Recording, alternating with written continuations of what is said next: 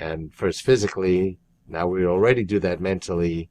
These devices are getting closer to us. It was across campus. I had to take my bicycle to get to the computer when I was a student. Now I carry it on my belt. It's going to make its way into our bodies and brains. And as they do, they're going to increasingly be at the nanoscale. I'll just show you this for interest because it's just an example of the pervasiveness of this exponential growth. But here's the total production of solar energy, which has been doubling every 2 years for 20 years. Very smooth exponential growth on this logarithmic scale. And it's well on its way to, at very low cost, meeting all of our energy needs.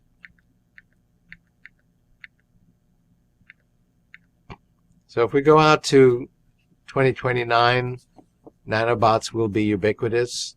You've heard at this conference many other examples of the sort of first generation of nano devices that are being experimented with already in animals that can perform therapeutic functions. Scientists cured type 1 diabetes with a nano-engineered device that has 7 nanometer pores, lets insulin out in a controlled fashion and blocks antibodies, because type 1 diabetes is an autoimmune disorder. And you've heard many other innovative projects along these lines at this conference.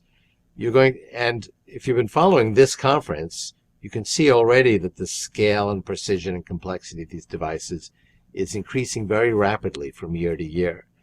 5 years from now, these will already be performing rather complex sequential operations, not just carrying and releasing a medication, but actually doing assessment and making decisions and intelligently carrying out its functions. The golden era, in my view, of nanobots, nano devices that have computers in them, that are robotic, that can carry out intelligent health-related missions, is about 20 years away, 20, 25 years.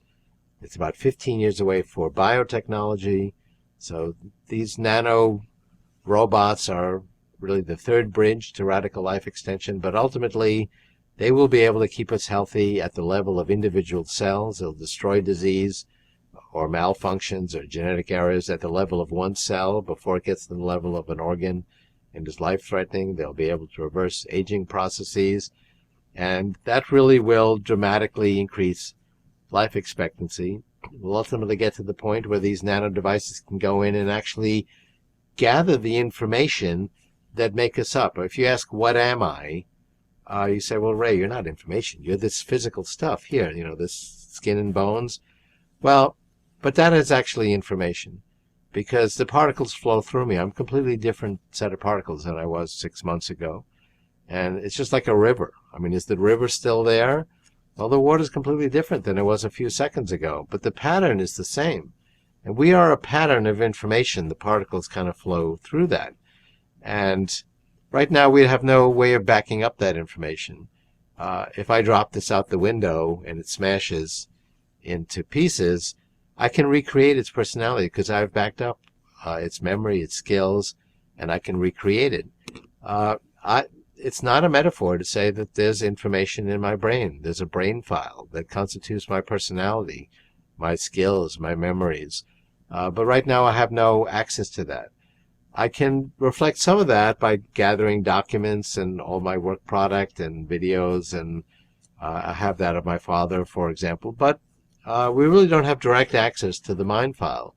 Ultimately, with nano devices, we'll be able to scan the brain in real time, actually back up the information that comprises our personality, skills, and memories, and that will add additionally to our life expectancy. People say, okay, then you really will be immortal, right? Because, the hardware could get smashed and you could recreate the information.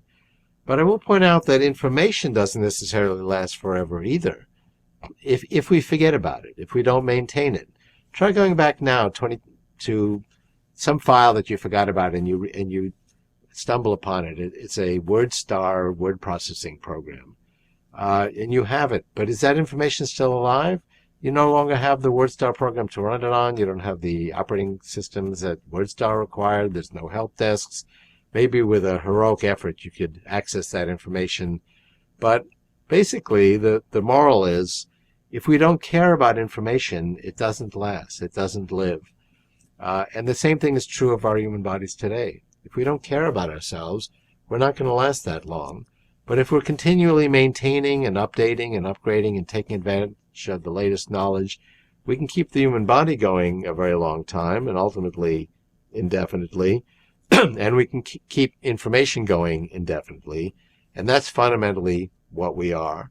That's the ultimate promise and goal of nanotechnology combined with artificial intelligence, is to be able to capture, retain, and preserve, and ultimately to enhance the information that is the basis for human existence. Thank you very much.